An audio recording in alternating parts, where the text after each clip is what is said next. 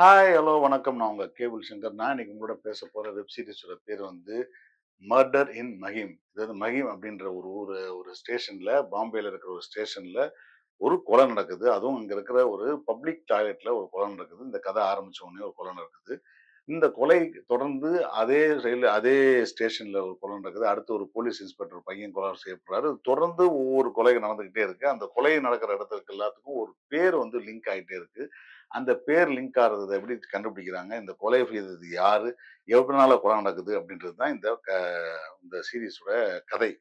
இது வந்து ஜெரி பின்டோ அவர்கள் எழுதிய மர்டர் இன் மஹிம் அப்படின்ற நாவல அடிப்படையா கொண்டு எடுக்கப்பட்ட சீரிஸ் தான் இந்த சீரிஸ். இதுல வந்து விஜயராஜ் நடிச்சிருக்காரு, ஆதோஷ் ராணா நடிச்சிருக்காரு, சிவானி ரகுவன்சி நடிச்சிருக்காங்க. இப்படி நல்ல முக்கியமான நடிகர்கள் நடிச்சிருக்காங்க. முக்கியமா விஜய் ராசும், ஆதோஷ் ராணாவும் மிகச்சிறப்பான நடிப்பை வந்து வெளிப்படுத்தியிருக்காங்க. இந்த கதை முழுக்க முழுக்க வந்து ஒரு எல்ஜிபிடிக்யூ சம்மந்தப்பட்ட ஒரு கதையாவே இருக்கு.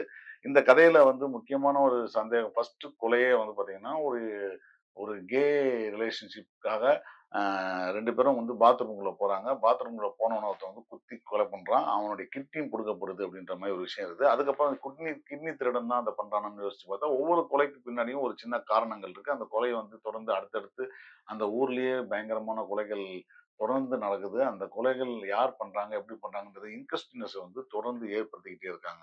இந்த படத்துல வந்து பார்த்தீங்கன்னா, ம் இ அ விஜயராஜோடைய பெர்ஃபார்மன்ஸ் வந்து ரொம்ப அட்டகாசமா இருக்குன்னு தான் சொல்லணும். ஏன்னா, அ அவருக்கும் ஆதோஷ் ராணா கேரக்டருக்கும் ஒரு சின்ன முன் பகை ஒண்ணு இருக்கு. அவங்க 2 பேரும் நெருங்கிய நண்பர்கள். நெருங்கிய நண்பர்களா இருக்கும்போது, ஆதர்ஷ் ராணாவுடைய ஒரு சின்ன அவர் பத்திரிக்கையாளரா இருக்காரு. அவரோட நடவடிக்கையினால அவங்க விஜயராஜோட அப்பா ஒரு போலீஸ்காரர். அவருடைய கேரியர் பாதிக்கப்படுது.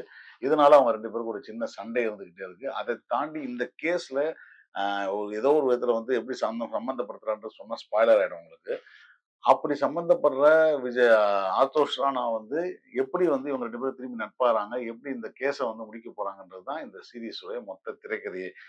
இதுல சப்செக்ட்டா பார்த்தீங்கன்னா, ஆதர்ஷ் ராணாவுடைய ஃபேமிலி, அவருடைய பையன், அந்த பையன் வந்து அவர் வந்து இந்த சம்பவ நேரத்துலருந்து காணா போயிட்டாரு. அன்னைக்கு வந்து ஃபோன் ஸ்விட்ச் ஆஃப் ஆயிடுச்சு. ஒருவேள அவரு தான் கொலை பண்ணியிருப்பாரான்னு ஒரு சந்தேகம் ஒரு சைடுல ஓடிட்டு இருக்கு. இன்னொரு பக்கம் பார்த்தீங்கன்னா, அடுத்தடுத்த கொலைகள வந்து யார் செஞ்சாங்கன்றதுக்கான லீட் வந்து குடுத்துட்டே இருக்காங்க. அந்த அவன் பண்ணான், இவன் பண்ணான்னு சொல்லிட்டு கூட அந்த கேஸ் வந்து ரொம்ப டஃப்பான ஒரு கேஸாவே இருக்கு. இதற்கு நடுவுல வந்து பார்த்தீங்கன்னா, விஜயராஜுடைய அப்பா retired police officer, suspended police officer அவரு. அவருக்கு வந்து வயசானவர்களுக்கே இருக்கக்கூடிய பிரச்சனைகள் இருக்கு. அந்த பிரச்சனைகள்னால அப்பா, புள்ளைக்கு நடுவுல வந்து எப்பவுமே ஒரு பிரச்சனை இருந்துகிட்டே இருக்கு. வீட்ல எப்ப பார்த்தாலும் சண்டை ஓடிக்கிட்டே இருக்கு. அந்த ஒரு சப்ஜெக்ட் கதை ஒண்ணு இருக்கு. அந்த பக்கம் வந்து ஆதர்ஷ் ராணாவுக்கும், பையனுக்கும், அவங்க குடும்பத்துக்குமான விஷயம் ஒண்ணு இருக்கு. அந்த விஷயமும் ஒண்ணு ஓடிக்கிட்டு இருக்கு. இத தவிர பார்த்தீங்கன்னா, அங்க கான்ஸ்டபிளா இருக்கிற சிவானியோடைய ஆ அவங்களோட ரிலேஷன்ஷிப் பிரச்சனை ஒண்ணு இருக்கு. அவங்க வந்து ஒரு லெஸ்பியன் எல்ஜிபிடிக்யூல இருக்கிறவங்க. அவங்களுக்கான ஒரு குழப்பம் இருக்கு. எல்ஜிபிடிக்யூவா இருக்கலாமா? இல்ல வந்து இந்த ரெகுலர் ரிலேஷன்ஷிப்ல போலாம். ஒரு சின்ன ஆசிலேஷன் வேற இருக்கு அந்த இடத்துல. இந்த கதை முழுக்க முழுக்க பார்த்தீங்கன்னா, ஆ கே எல்ஜிபிடிக்யூ ரிலேஷன்ஷிப்ல இருக்கிறவங்க கூடயே அவங்க தான் கொலை செய்யப்படுறாங்க. அவங்க கொலை செய்யப்படுறதுக்கு பின்னாடி இருக்கிற விஷயங்கள்லாம் வந்து டீட்டெயில்டா சொல்ல ஆரம்பிச்சுருவாங்க. ஒரு கட்டத்தில பார்த்தீங்கன்னா, இந்த சீரிஸ்ல இருக்கிற பெரும்பாலானவர்கள் ஏதாவது ஒரு குடும்பத்தில யாரோ ஒருத்தர் வந்து எல்ஜிபிடிக்யூவா இருக்கிறதாவும், இல்ல காலத்தின் கட்டாயமாக காசு சம்பாதிக்கலான்ற காரணத்தினால வந்து இந்த மாரி மேல் sex worker, female sex worker இத பத்திலாம் சீன்ஸ் நெறைய வச்சிருக்கிறாங்க. ஆ அந்த மேல் செக்ஸ் ஒர்க்கருடைய வாழ்க்கையில இருக்கிற மிகப்பெரிய எய்ம் என்னன்னா, எப்படியாவது துபாய்ல போய் சம்பாதிச்சுட்டு ஒரு நல்ல பொண்ண பார்த்து கல்யாணம் பண்ணி செட்டில் ஆகணுன்றதா இருக்கு. ஸோ ஒரு பக்கம் வந்து இப்படியான ஒரு ரிலேஷன்ஷிப் இருக்கு. இன்னொரு பக்கம் பார்த்தீங்கன்னா, கேயா இருக்கிற ஒருத்தன் வந்து ரெகுலர் பொண்ண கல்யாணம் பண்ணிட்டு அந்த பொண்ணோட லைஃப் பாதிக்கப்பட்டுச்சுன்ற ஒரு கதை இருக்கு. அதுக்கு பின்னாடி ஒரு ஃபிளாஷ்பேக் இருக்கு. இப்படி பல விஷயங்கள் இந்த மொத்த கதையுமே எல்ஜிபிடிக்யூ உடைய அவங்களுடைய ஷியர் பிரஷரையும், அ அத வந்து அவங்களுடைய சமூகத்துல அவங்களுடைய எப்படி பார்க்கப்படுறாங்கன்றதும், அந்த கொலைகளுக்கு பின்னாடி இருக்க காரணங்களும் வந்து ரொம்ப ஸ்ட்ராங்காவே சொல்லப்பட்டிருக்கு. ஆனா இந்த சீரிஸ் உங்களுக்கு பார்க்கும்பொழுது என்னன்னா, ஒரு ஸ்லோ பர்ன் சீரிஸ் தான் சொல்ல முடியும். இது வந்து பரபரப்பா ஒரு சீரிஸ் போகுதுன்னு சொன்னீங்கன்னா, நிச்சயமா இல்ல. ஏன்னா சப்செக்ட்டா நெறைய பேரோட ரிலேஷன்ஷிப் பிரச்சனை, இந்த விஜயராஜோடைய ஃபேமிலி பிரச்சனை, ஆதோஷ் ராணாவுடைய ஃபேமிலி பிரச்சனை, அப்புறம் இந்த இன்னொரு எஸ்ஐ இன்ஸ்பெக்டர் இருக்காங்க. அந்த பொண்ணுடைய ரிலேஷன்ஷிப்ல இருக்க பிரச்சனை. இப்படி பல விஷயங்கள் வந்து சப்செக்ட் கதைகளா நெறைய எக்ஸ்பேண்ட் ஆகுது. ஒவ்வொரு எபிசோடும் 40 நிமிஷம் போடுறதுனால, இதுல பெரும்பாலான கதைகள் அதுக்கு முக்கியத்துவம் குடுக்குறதுனால, இந்த பிரச்சனைகள் இந்த கதைக்கு எந்த அளவுக்கு முக்கியத்துவமா வரும் அப்படின்றது நமக்கு யோசனையா இருக்கு. ஏன்னா, ஆத்தோஷ் ராணாவுடைய பிரச்சனை வந்து ஒரு கதையில ஒரு முக்கியமான பிரச்சனையா இருக்கு. அந்த பிரச்சனைக்கு ஒரு ஒரு ஃபிளாஷ்பேக் போடுறதோ, இல்ல அந்த கதைய ஒரு ட்ராக் பண்றதோ ஒரு நியாயமான விஷயம். ஆனா இந்த பக்கத்துல வந்து பார்த்தீங்கன்னா, விஜயராகவோட ஃபேமிலில நடக்கக்கூடிய விஷயங்கள் வந்து அந்த அளவுக்கு பெருசா ஒட்டலன்னு தான் சொல்லணும் எனக்கு. பட் ஆன் த ஹோல் இந்த சீரிஸ் எப்படி இருக்குன்னு நீங்க பார்த்தீங்கன்னா, இந்த சீரிஸ் வந்து ஒரு இன்ட்ரஸ்டிங்கான ஸ்லோ பர்ன் சீரிஸ் தான். அது வந்து வாவ் ஃபேக்டரோ இல்ல பரபரன்னு விறுவிறுன்னு போயிரும்னு சொன்னா சொல்ல மாட்டேன். பட் நல்ல தேர்ந்த நடிப்பு, நல்ல ரைட்டிங்கு, நல்ல எக்ஸிகியூஷன் பண்ணியிருக்காங்க. தொடர் கொலைகள் நடக்குது. அந்த கொலைகள கண்டுபிடிக்கிறதுக்கான ஆர்வத்தை ஏற்படுத்தியிருக்காங்க.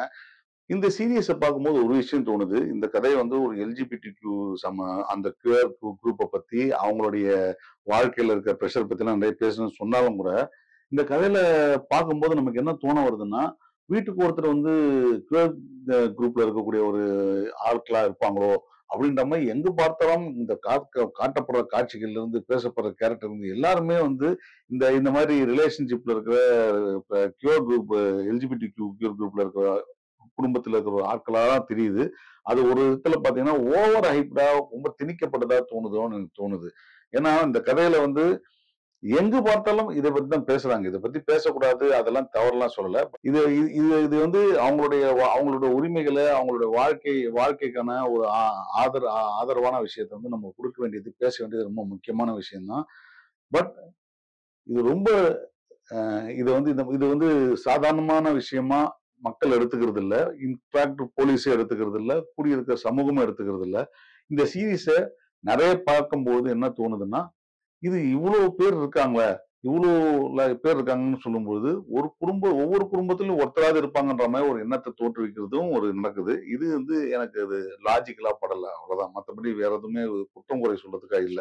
பட் அதையெல்லாம் தாண்டி நல்ல இன்ட்ரிகிங்கான ஒரு ஒரு இன்வெஸ்டிகேஷன் கதை ஒண்ணு நீங்க பார்க்கணும்னு நினைச்சீங்கன்னா, இது ஜியோ சினிமால ரிலீஸ் ஆயிருக்கு. இத பார்த்துட்டு உங்களுக்கு கருத்து சொல்லுங்க. நன்றி, வணக்கம்.